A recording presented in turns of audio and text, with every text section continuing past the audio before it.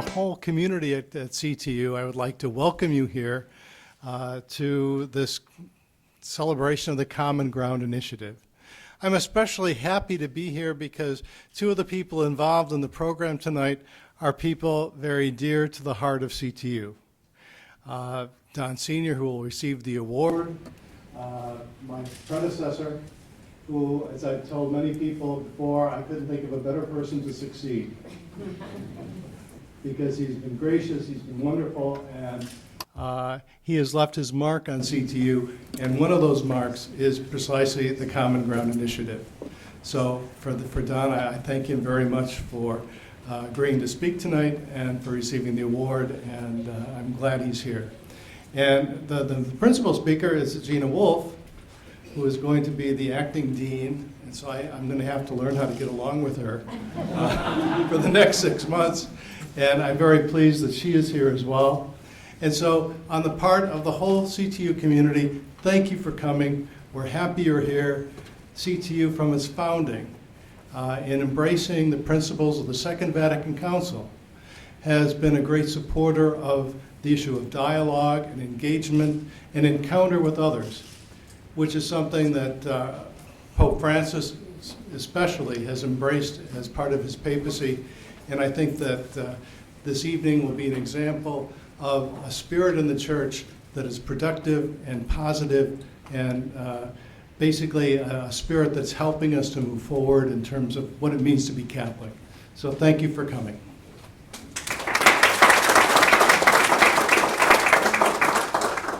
I'm delighted to see all of you who come. I'm Bishop Warfellow from the Diocese of Great Falls, Billings, Montana. I've been on this committee for Catholic Common Ground Committee for about 4 years, and some of the individuals here, like Father Place, Diana Hayes, have been initial members of the committee. Anna Katerina, were you initial Sister Katerina? And it's when I think of what Father Margaret is talking about the initiative and the spirit of Pope Francis, I think there's one individual that really called people to kind of oneness and dialogue long before by the name of Jesus. And in his high priestly prayer, he spoke of a desire that all may be one. And of course, that doesn't just happen.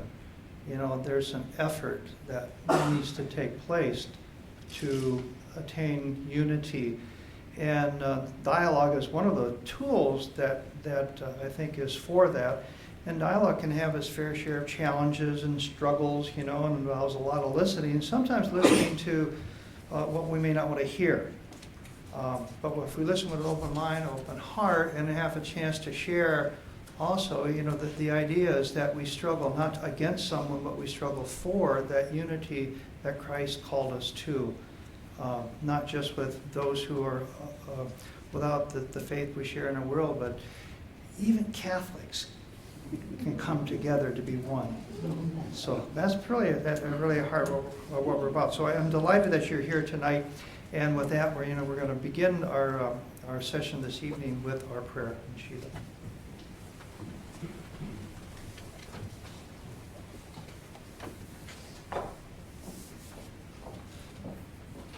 Thank you, Bishop Warfellow. And I add my welcome to that of Mark Francis and Bishop Warfellow, and I invite you all to stand to pray.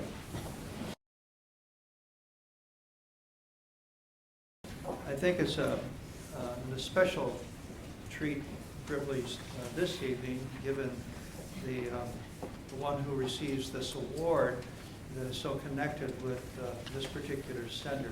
So with that, I would ask the Reverend Donald Senior to come forward.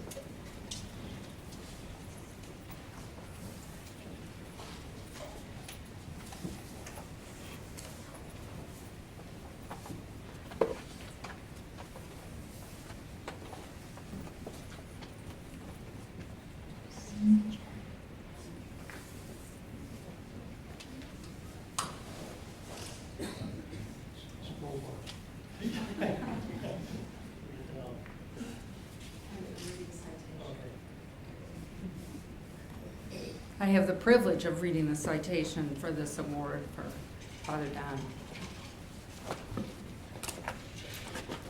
In a homily given on October 7th, 1996, just weeks before his death, Cardinal Joseph Bernardine led a prayer service for priests in which he posed the question, "What does Jesus expect of us?" His answer included the following: that we acquire authentic spiritual growth, that we understand the demands and implications of love and justice, that we focus on essentials, not accidentals or peripherals, including working for unity, giving personal witness, and striving for clarity in our teaching. That we speak the truth with love and with humility and gentleness. That we nourish our relationship with the Lord. These qualities and characteristics are boldly embodied in the teaching and ministry of this evening's honoree, Reverend Donald Senior, CP. Donald Senior is a passionate priest, an internationally renowned biblical scholar specializing in the Gospel of Matthew, a former member of the Pontifical Biblical Commission appointed by Pope John Paul II, a frequent lecturer on a variety of topics, and a widely read author of numerous books. He's a member of several professional associations and has served as the president of the Association of Theological Schools of the U.S. and Canada. Father Senior holds an STL from the University of Louvain, Belgium, and an STD from Louvain as well. A prolific writer, he has served as editor of the Bible Today and co-editor of the international commentary series, New Testament Message. He also serves as the general editor of the Catholic Study Bible. He served with great distinction as the president of Catholic Theological Union from 1987 to 1994, and again from 1997 until 2013. During his tenure, Catholic Theological Union expanded and flourished. It was Father Don's vision that made the establishment of the Bernardine Center here at Catholic Theological Union a reality. It was Father Don Senior's leadership that brought to life the many programs and initiatives of the center, including the Bernardine Scholarship Program, the Peace Builders Initiative, Catholics on Call, and comprehensive interreligious dialogue. And it was Father Don's generosity, openness, and love of the church that made it possible for the Catholic Common Ground Initiative to find a supportive home here in the Bernardine Center. With deep appreciation for his extraordinary contribution to sustaining the initiative and building common ground among colleagues, faculty, students, and church ministers, the Catholic Common Ground is proud to present the 2014 Cardinal Joseph Bernardine Award to Reverend Donald P. Senior.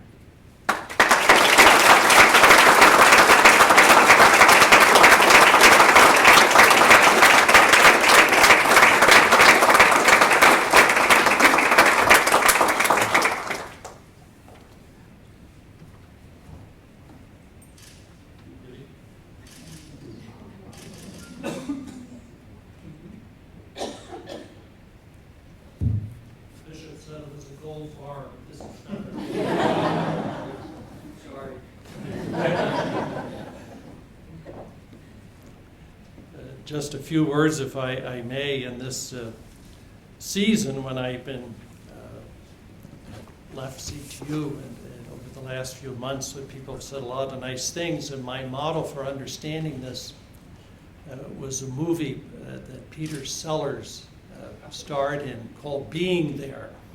And some of you may have seen this. It's a great film.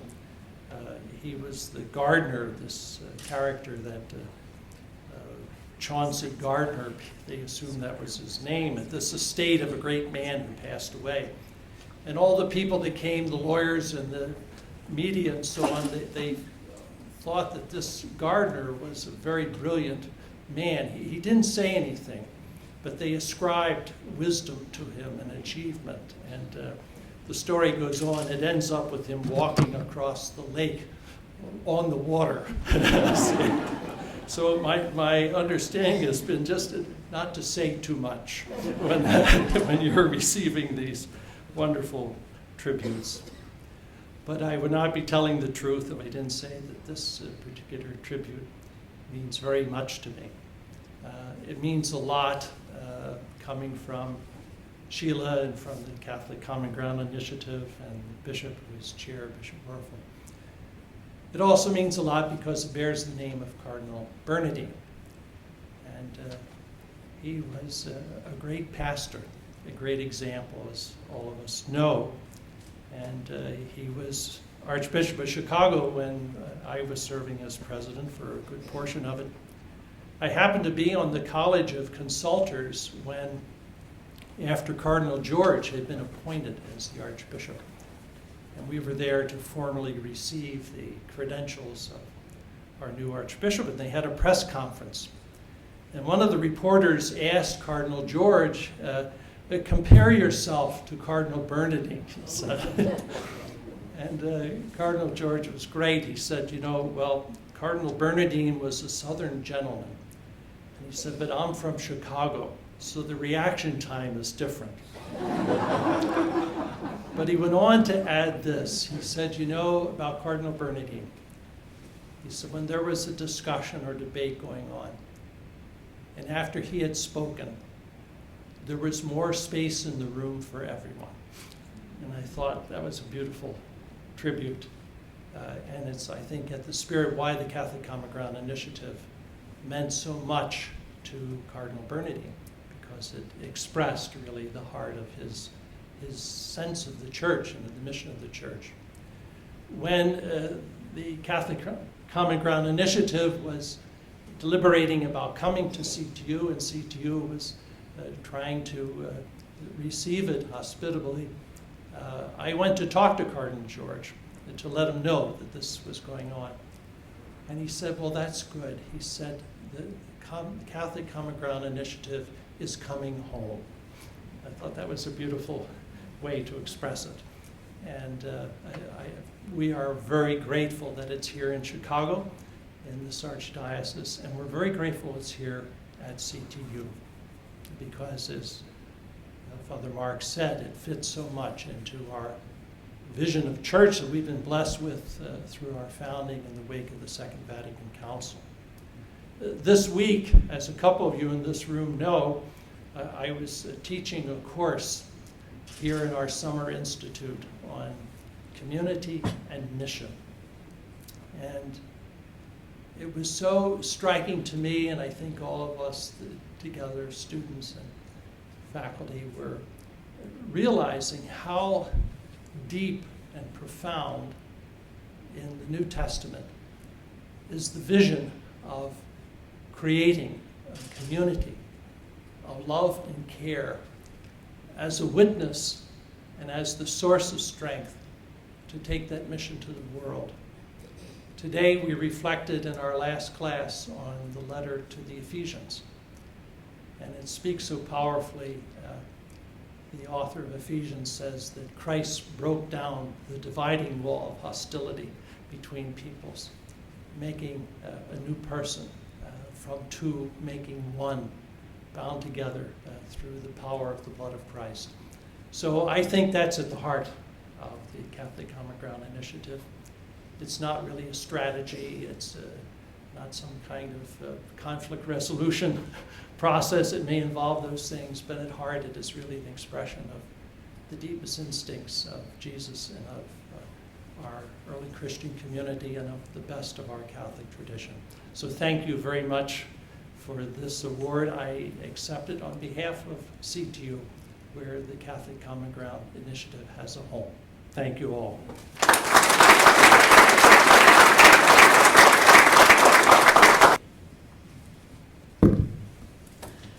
Good evening, everyone. It's wonderful to be here to celebrate Don's honor, which he so richly deserves, to be with friends from CTU and the Catholic Common Ground Initiative. I'm Sister Katerina Schut. I was on the board here at CTU for 12 years, and I am now on the Catholic Common Ground board. So I am really privileged to introduce our speaker tonight, Gina Wolfe. She is a great exemplar of the principles of the Catholic Common Ground Initiative. She has a wonderful background, and you can tell from the brief bio that's printed in the program, she has done a tremendous amount of work in a variety of places. She was well prepared for that, and when I read her credentials, I was really impressed with the variety and the strength of the credentials. A bachelor's in business administration from Georgetown, a master's in theology and ministry from Loyola University in Chicago, and how many people do you know who have a PhD from King's College, University of London? So with this wonderful background, she is extremely well prepared for the positions that she has held. They have been as diverse as serving on the editorial staff of the Tablet, and she has also served as in marketing research and economic research and forecasting, a topic that is of tremendous interest in these days. But it's her higher educational experiences that have really been so outstanding. I first knew Gina at St. John's in Collegeville, where she was an associate professor and a wonderful colleague to her friends there who still miss her greatly. But Gina wanted to come to a place that had a little bit better climate, so she came to Chicago. And since then, she has served at DePaul, at Dominican University, and also now at CTU, is on the faculty here as an associate professor. And in the coming year, part of the year, she will be acting academic dean. So tonight she has a challenging topic that we are really looking forward to hearing about, and that is finding common ground in Catholic moral theology. So Gina, we welcome you and thank you.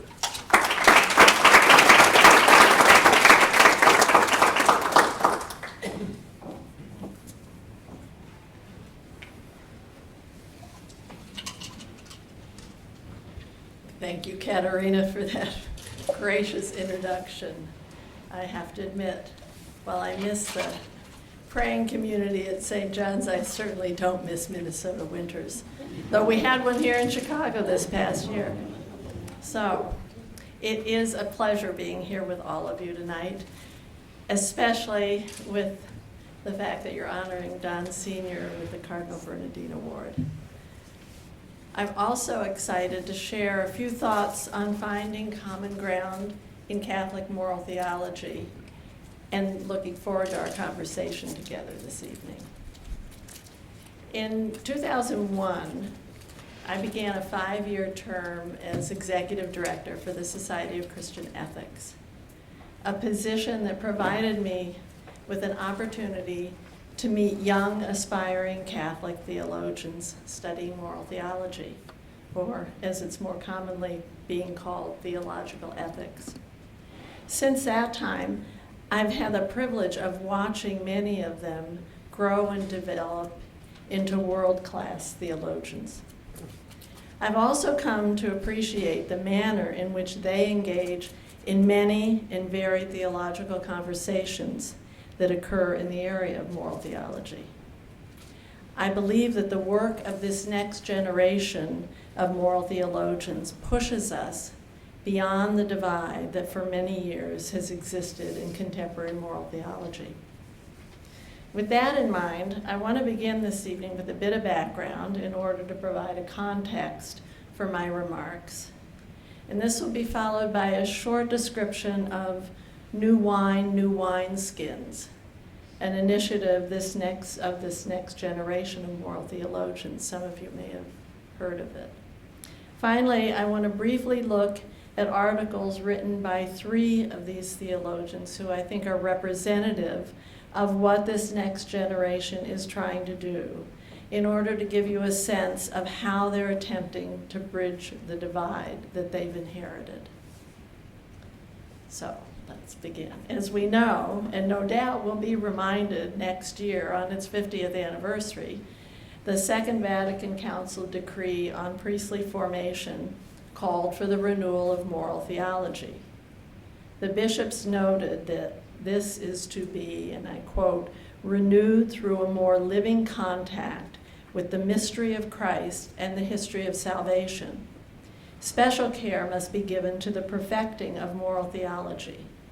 Its scientific exposition, nourished more on the teaching of the Bible, should shed light on the loftiness of the calling of the faithful in Christ and the obligation that is theirs of bearing fruit in charity for the life of the world." End quote. Of course, prior to the decree, theologians such as Joseph Fuchs and Bernard Herring were already engaged in renewal, moving away from what was seen as a narrow focus on sin and preparation of confessors.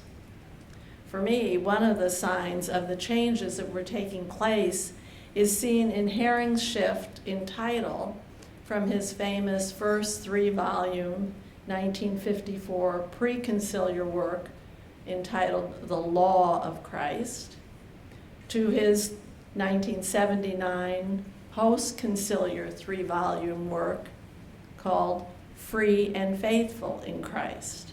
I think that juxtaposition is important to recognize. Arguably, the most significant event to impact moral theology was the promulgation of Humanae Vitae. The expectations of many that the Church would change its teaching on the issue of contraception were dashed, while others were pleased that the Church's traditional teachings on contraception in particular, and in the area of sexuality more generally, were maintained.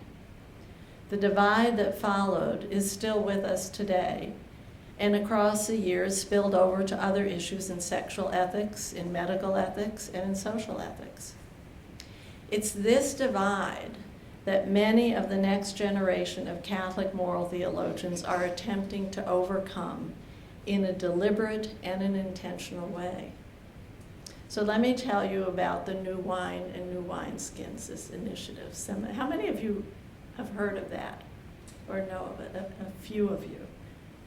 So I think it's very important in telling about this generation. So in 2002, a group of young theologians, at the time mostly graduate students, joined together to form an organization that, and I'm quoting from their website, seeks to create an atmosphere of friendship, mutual respect, dialogue, academic enrichment, and charity in which Catholic moral theologians in the early stages of their careers may gather for a common formation experience where participants are invited to explore the vocation of the moral theologian as committed to the common good of the Church, the academy, and the societies in which we live and work. End quote. Quite a formidable undertaking, I think. They commit themselves to developing a network and a community built on fellowship and trust so they might engage in academic inquiry, and again I quote, where ideas are shared, discussed, and critiqued in an environment of safe and charitable exchange, unquote. Now they're not naive, okay? And they certainly aren't unaware of the challenges that such an approach demands.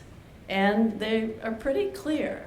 They say, we recognize the potential for increased polarization in the field of moral theology, and therefore seek to foster an atmosphere of mutual respect and charitable exchange between those of all backgrounds and perspectives.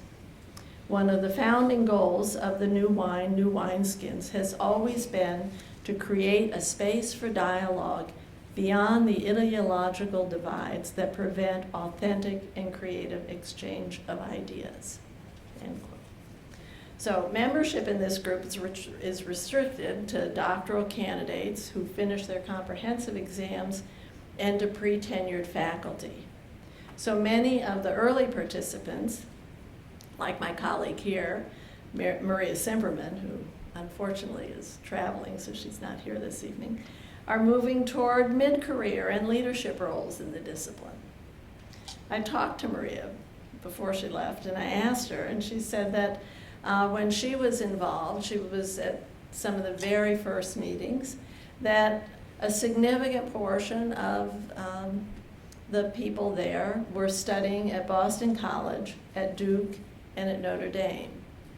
And if you know anything about the world of moral theology, those are really the three schools that produce the most significant numbers of people coming out in the discipline and moving into the academy.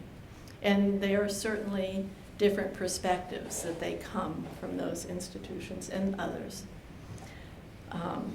But all of them, Maria tells me, were seeking conversations beyond the liberal conservative divides and beyond labels. And one place that they found this common ground was in discussions around the virtues. In what I think points to the ethos of the organization, Maria noted, and I'm quoting her, "It was interesting too that our sharing included praying together, and that was important to us." This also, I think, reflects another of the New Wineskins commitments, and that's a commitment to vocation and an awareness of their role as theologians in the life of the church and the life of the world. So I'd like to turn to three of these theologians and present an example from each of their works so you can have a sense of the way in which they're trying to contribute to the conversation. And as I do this, I hope that I'm doing them justice because I'm distilling some very careful theological work into a few paragraphs here and there, and it's hard to do. So I hope if they hear of this, they'll forgive me if I do them some injustice. But I think you'll get the point. What I'm hoping to do is to demonstrate that for these theologians, it's not just an issue of overcoming the divide. Certainly they want to do that. But it's also of responding to the call for renewal and integration of other disciplines: scripture, spirituality, systematic theology, liturgy, for example. So they're trying still to respond to the call from Vatican II for renewal. They just want to do it in a different way. So I'm going to start with David Cloutier. He's a former colleague of mine, actually. Katerina probably knows him. He was at St. Ben's and St. John's. We were on the faculty there together. He studied at Duke under Stanley Hauerwas and was one of the charter members of New Wineskins. He works on integration of other theological disciplines as a way to get beyond the divide.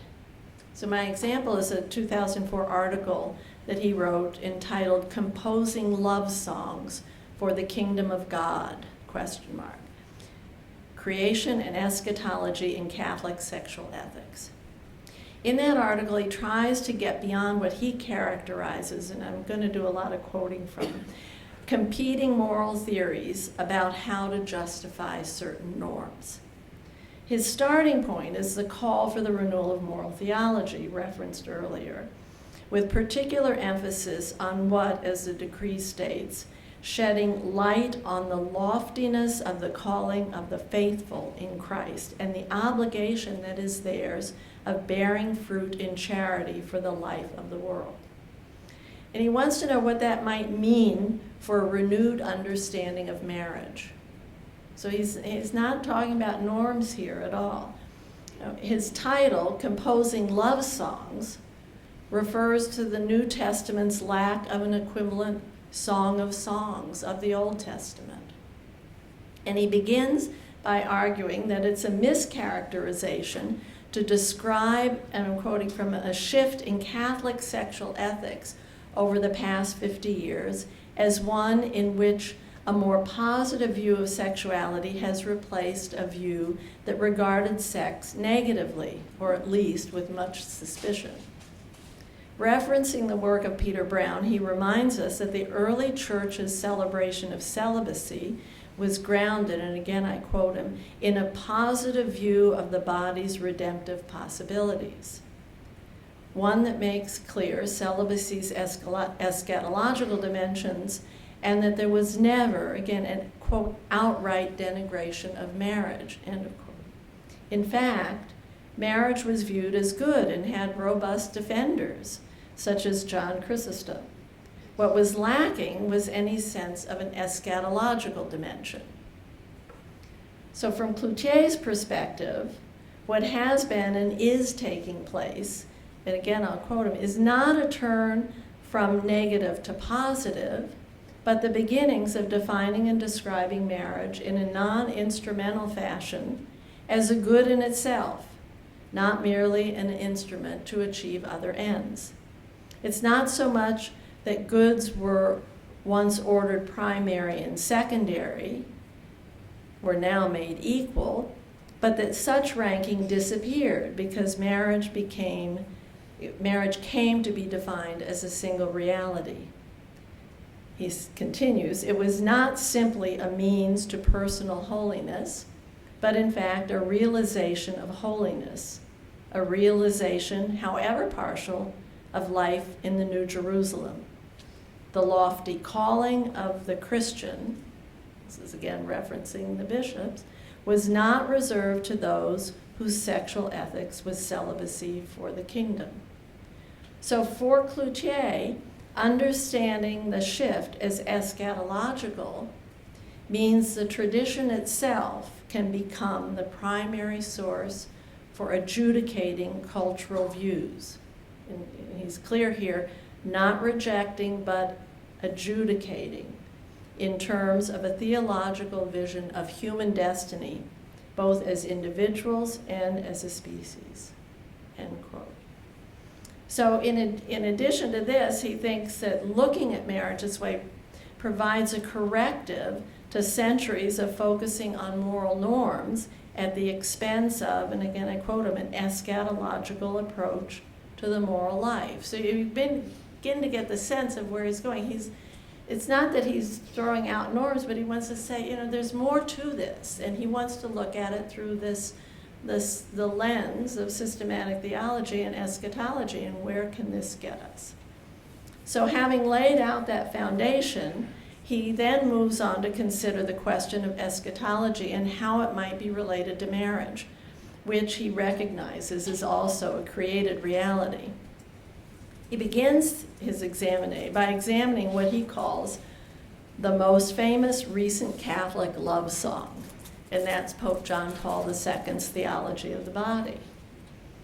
And he acknowledges the Pope's deep appreciation of the goodness of the body and total mutual self-giving of married love. Does that, but he also quotes a statement that John Paul II made in one of his general audiences. And here I quote the Pope, "Marriage belongs exclusively to this age. Marriage and procreation do not constitute the eschatological future of man." So for Cloutier, this is very problematic. And he concludes that the theology of the body, and again I'll quote him, ultimately fails to integrate marriage into the eschatological calling of the Christian to the kingdom. He does, though, find some theologians who have, to one degree or another, integrated an eschatological dimension into their understanding of marriage. And here he focuses on Grisey, Germaine Grisey, Lisa Sola Cahill, and Herbert McCabe. So again, you see this is a wide range if you know anything about these moral theologians. I mean, they're not all on the same page. It's the spectrum, really. And what he's trying to do there is to demonstrate how in different ways these theologians ground their, and I quote Cloutier, their reflections on Christian marriage in a context in which, unlike Pope John Paul II, marriage takes on eschatological weight. The eschatological possibilities of Christian marriage, rather than an ethical theory about norms, then fuel how these ethicists talk about normative issues. So it's a different lens, and it begins to get beyond that divide that Cloutier and these other younger theologians have inherited. His exposition of the three positions make it clear that these ethicists reach different conclusions.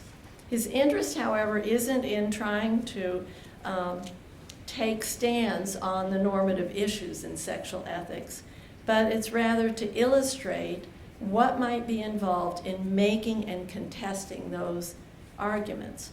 For him, and again I quote, the arguments will come to hang more and more on particular construals of theological concepts and narratives, particularly how Christian action now relates to the lofty call of the eschaton, end quote. Now he admits that he's not certain that ethicists are ready to accept and or take on his position. In part, he thinks this is because of what he sees as insufficient or weak conceptions of the eschaton, and he notes that there's room for substantial work in understanding how the eschatological promise is both already realized, yet still a promise, end quote. In terms of marriage and sexuality, Cloutier believes that it is becoming more and more apparent that Christians in our culture will have to start recognizing what Grisey, Cahill, and McCabe have already started to name. The fact that what Christians are doing when they get married means something different, or at least means something more than what everybody else is doing. So that's one way, one example of where this next generation is going, which I think is very different than what they've inherited. So the second one that I will try to do some justice to is Julie Hanlon Rubio. Now, Julie Rubio is on the faculty of St. Louis University.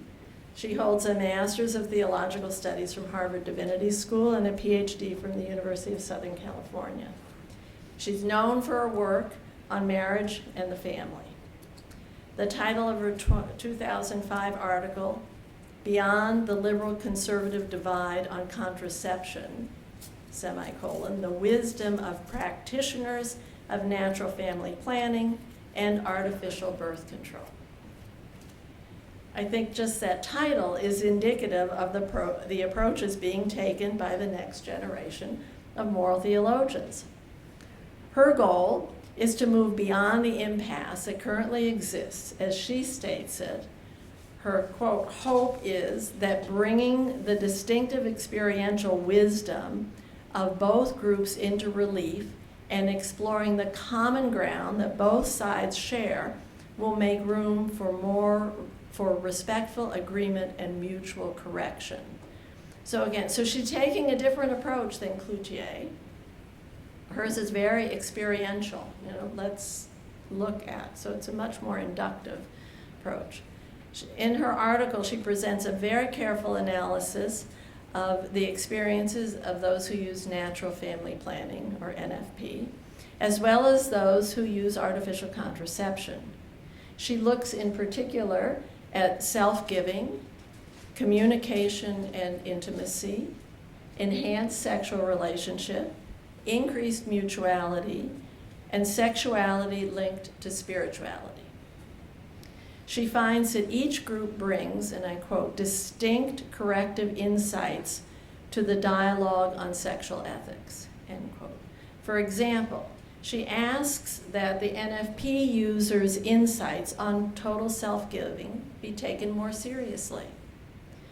On the other hand, she states that their proponents of contraception the proponents of contraception's insistence on multiple meanings of sex, including the neglected good of pleasure, is crucial.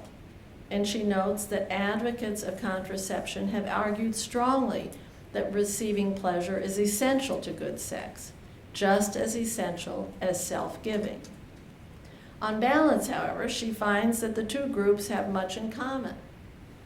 This includes, and again I'll quote her, desires to encourage self-giving inside and outside the home, to cultivate strong relationships within marriage, practice mutuality, grow in sexual intimacy, and discover the transcendent dimensions of sexuality. End quote. From her perspective, the most important of these is, again I quote, the shared focus on the transcendent dimension of sexuality.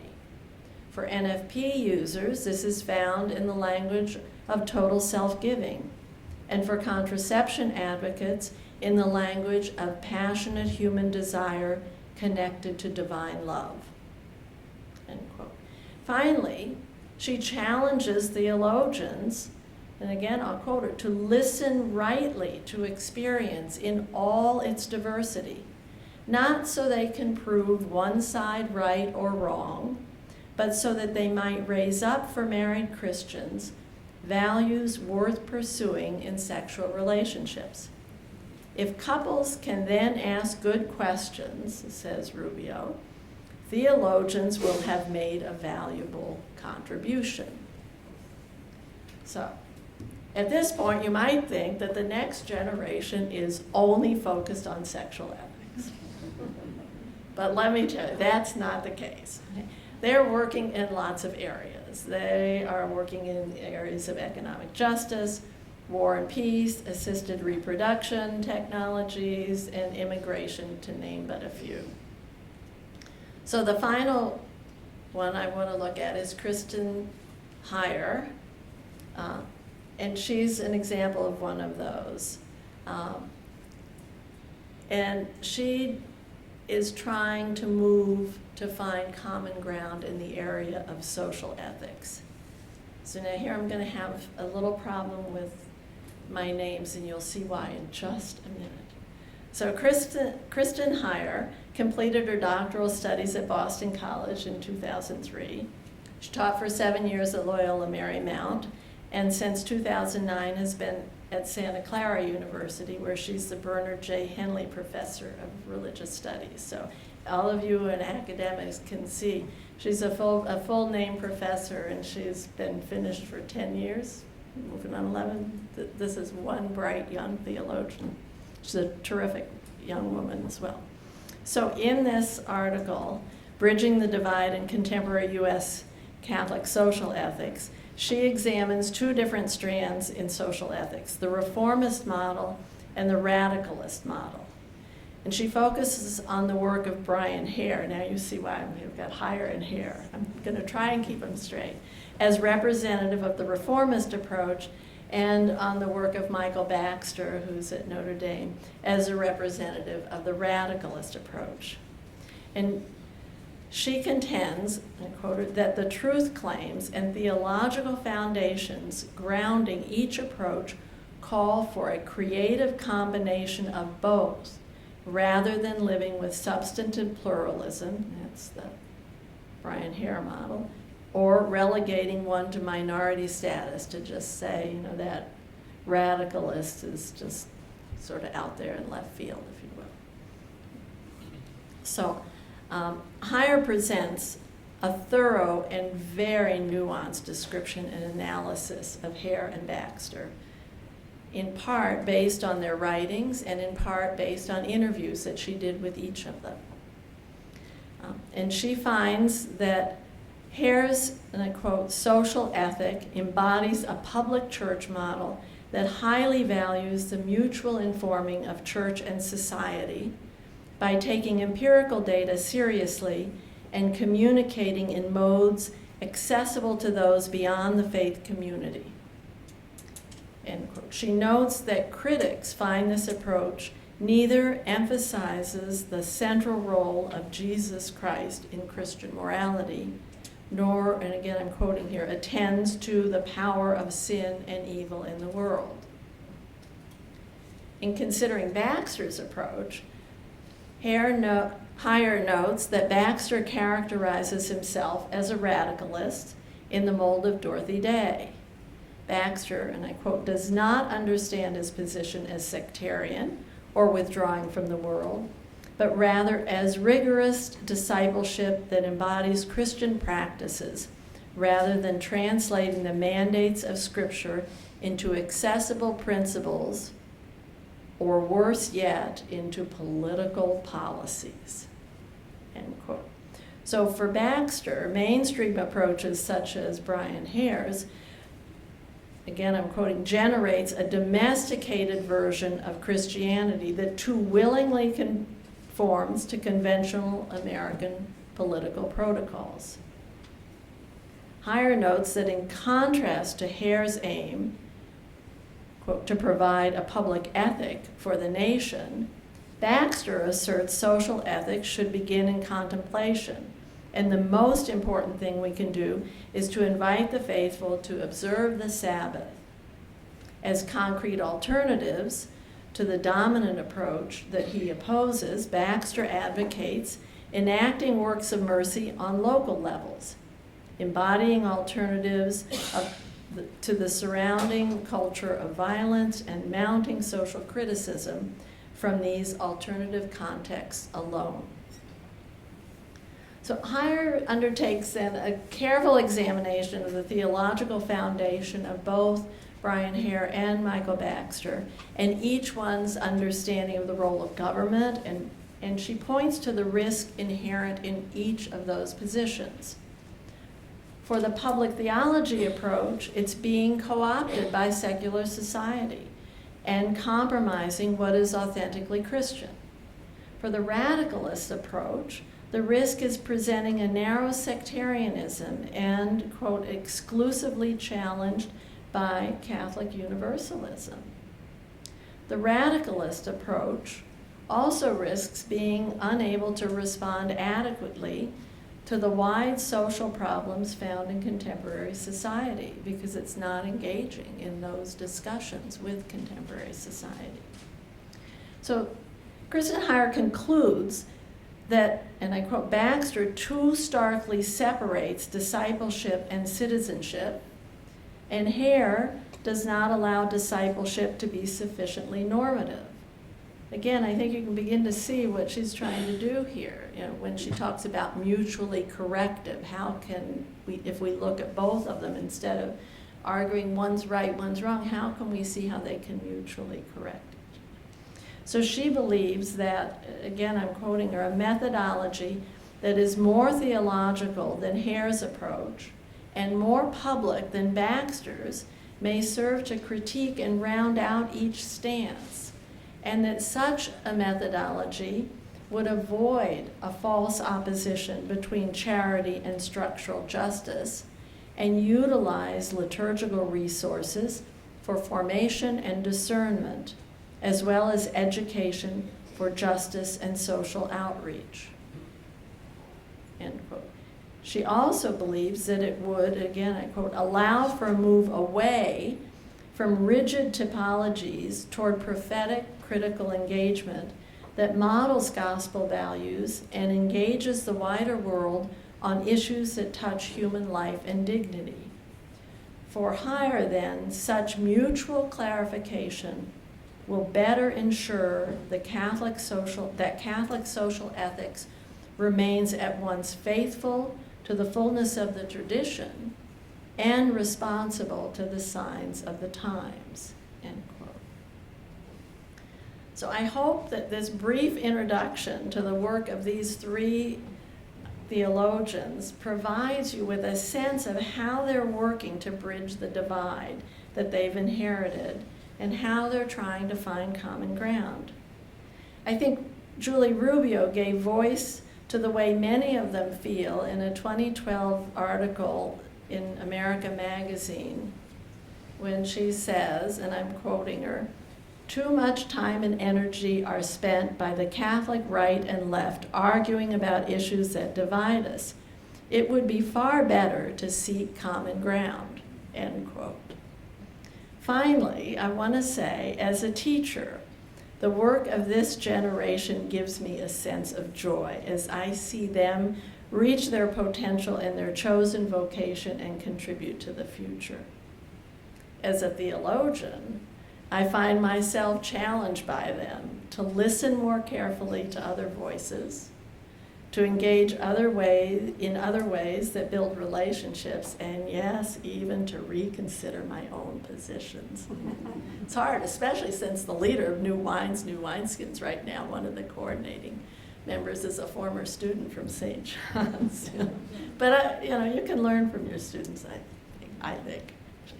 And then finally, as a member of the faith community, this generation of moral theologians gives me great hope that there is a way forward and that it is possible, even in the face of difference, to find common ground. Thank you very much for your attention.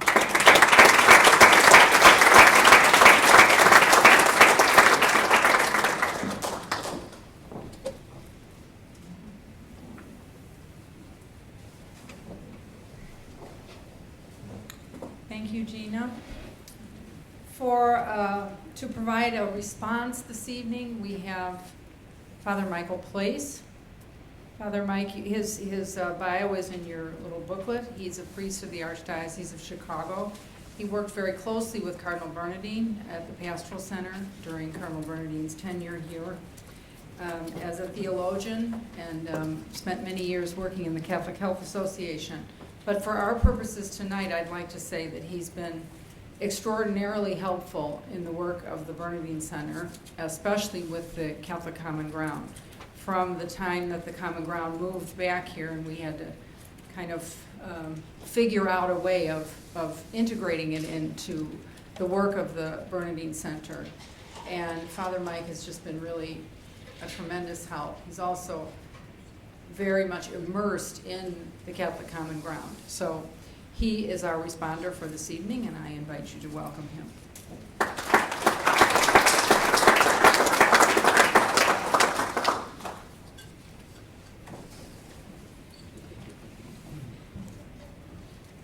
Thank you, Sheila. Listening to Gina's very well-structured and thought-out paper, I thought maybe my self-image should be a jar on the shelf of a research laboratory with a lot of, what are they? Specimen jar. Well, not that kind of a specimen. But at any rate, having been around so long. But for our discussion tonight, I began doing moral theology in 1966 as a seminarian. And our first book was purloined copies of Fuchs' lectures at the Greg, which was the beginning of the change. And then in second year we did Bernard Herring, who was more conserving at that point than Fuchs would have been because Law of Christ. And then we got to third year and we were back in the manualist tradition. And in fact, in my class, I had 3 classmates who were delayed ordination to the diaconate because they had raised a question in class about Humanae Vitae. So that was the environment of tension in which my studies began. And I can remember very clearly the morning of July 25th, 1968, with the promulgation of Humanae Vitae. It was not something that was expected. The church was in a mood and a space where it thought there was going to be a change. And it didn't happen. And I did my licentiate and doctoral work in the environment of conflict. Saw colleagues marginalized, expelled. I remember I was up for a position at Catholic U after I'd done my doctorate there, and on the interview committee was Charlie Curran, left, and Bill May, right. And in the prelude to the interview, you, as part of the faculty appointment process, you had lunch with a group of students, doctoral students. And I'll never forget, one of them turned and looked at me and said, "So you are psychologically challenged." And I thought, well, this is a little put-offing, you know. I might be teaching you someday. And I said, and what do you mean by that? He said, well, you must be crazy to want to pursue a faculty appointment in a department that has both May and current. And I thought to myself, he's probably right. The outcome of all that was the study of moral theology and ethics died for clerics. Very few were willing to go there to study that because you would have to end up taking a position, one side or another side. Now, to my mind, that was a great loss to the church, that people in the leadership roles of presbyteral ministry were avoiding engaging the questions of how do we live virtuously the Christian life in a complex world. The gift to the church that came from that negative was moral theology, theological ethics became a discipline of the laity. And the discourse which Gina so well summarized, perspective of three younger theologians, is that of lay theologians who are bringing the gift of their charism and their baptismal ministry to the study of theology.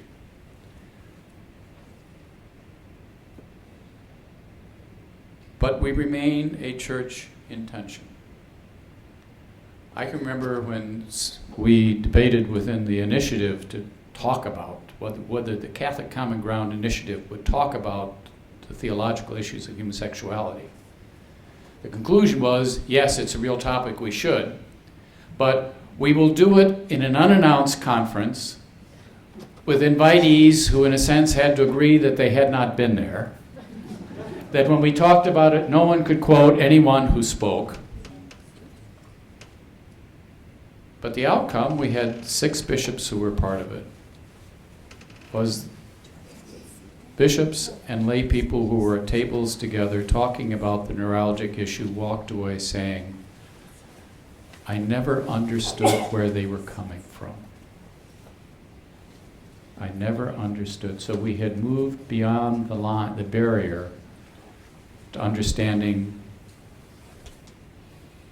what are the sources of the thought, of the perspective. But that was an undercover moment in Georgetown, Washington. So we've been left as a community of faith with an issue of moral methodology with a subset of the neuralgic question of human sexuality that in a way we avoid the issue. So we have 3 theologians who have come back into the dialogue from another perspective, seeking to rise above the divisions which our generation, my generation, in a sense thrived on, and then ran away from. When I look at them, though, what strikes me is that they are pushing us to change paradigms, to change the entry point of moral discourse. Eschaton has not been a world that Western Christianity has been comfortable with. It's been much more the world of the Eastern Church. Rubio invited us to experience, to go to the world of human experience and values, which has not been where traditional moral theology has begun. And the final critique of the social justice engagement has been to say, how do we deal with this tension between discipleship and the experience of the political order, the realpolitik? So the value, what they are bringing, is that of an alternative paradigm, an alternative entry point to doing moral theology. And that has and will continue to enrich the life of the church. That being said, their success breeds, I would propose, more important questions.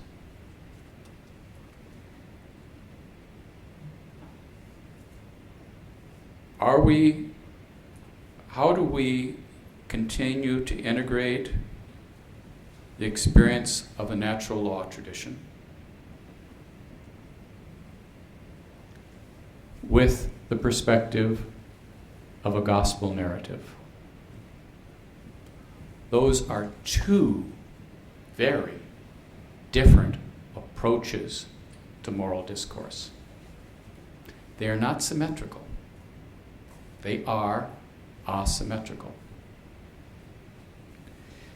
In the second line of presentation, and somewhat parallel to that, is a movement from a deductive ontology. There are givens to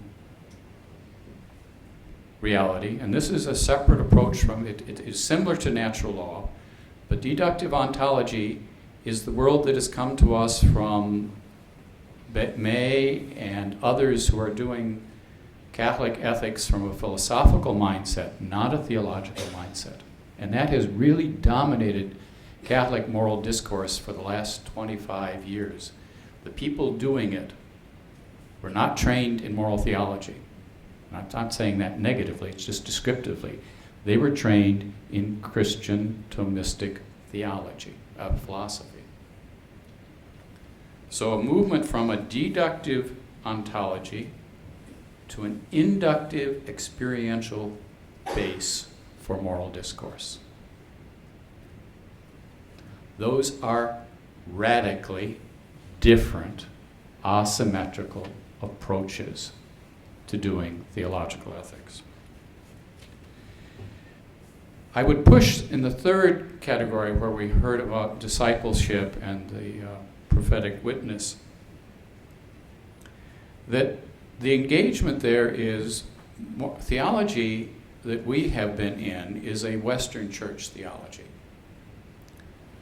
An experience where, when the Dark Ages occurred, there was no one around to hold things together other than the church. We became civil society as well as religion.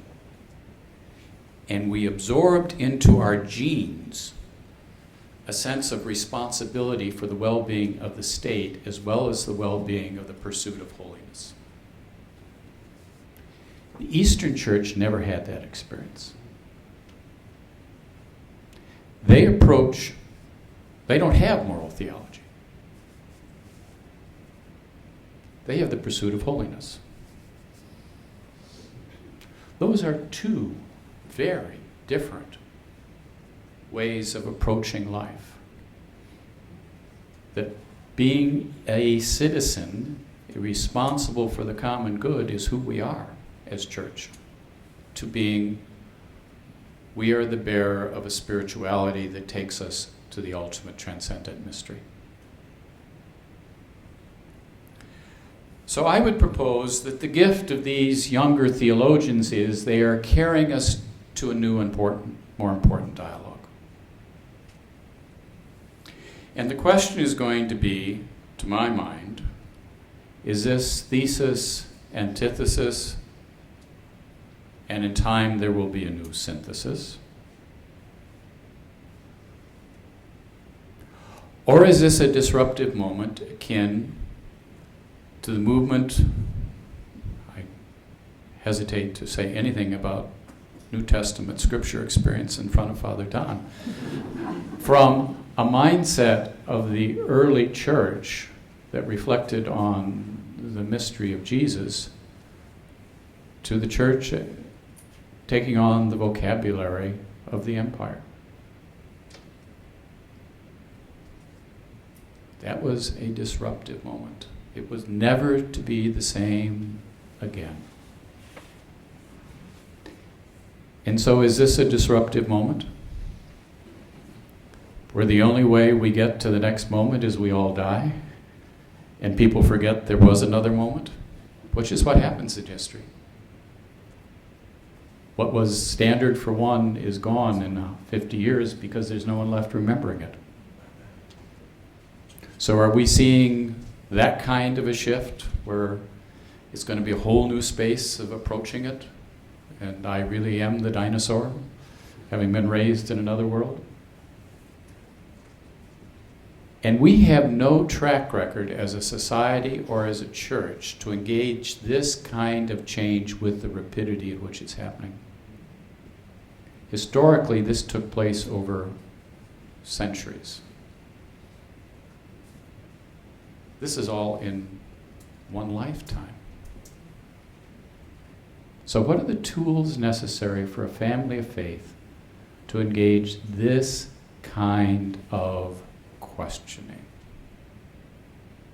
What are the tools necessary for a family of faith to engage this kind of questioning? Synthesis, thesis, antithesis, synthesis, disruptive moment, entirely new space. I think the Catholic Common Ground Initiative and the insight of Cardinal Bernardine might be an instrumentality that can be of help to that. But the reminder is that two things.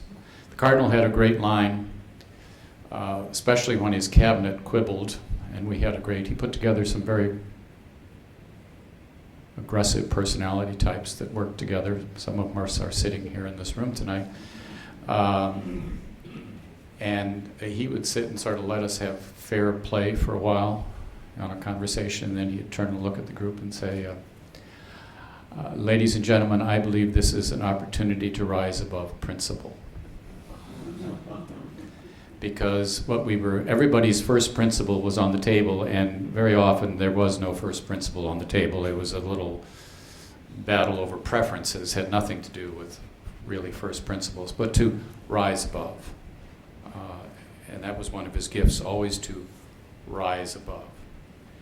But the other, which is the basis of the Common Ground Initiative, which was so true to him and most people don't know that he was a Third Order Franciscan. He would have been very comfortable with this Pope and with the name Francis. When he would go to Rome, and when there were very bad experiences, you could tell how bad the experience had been if he told you, well, you say, how'd it go? I went to Assisi. Because that's where he would retreat to try and find the spiritual nourishment to keep going forward in the midst of what he would call craziness.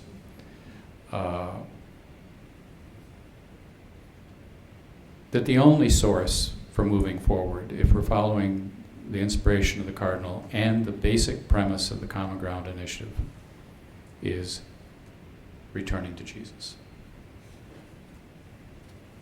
The Catholic Common Ground Initiative, as was mentioned, is not conflict resolution.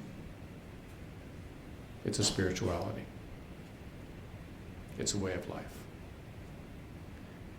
that returns to Jesus, and Jesus found in the Eucharist and in liturgy. So how will we return to liturgy, which is the source and summit of our Christian life, to find the nourishment to engage these kinds of questions, I think is one of the profound challenges we have. So I express my gratitude to Gina for having taken us to a new moment, having looked at these wonderful creative theologians who are offering us new perspective and pose for us it's sort of a macro question of how do we deal with this kind of change opportunities.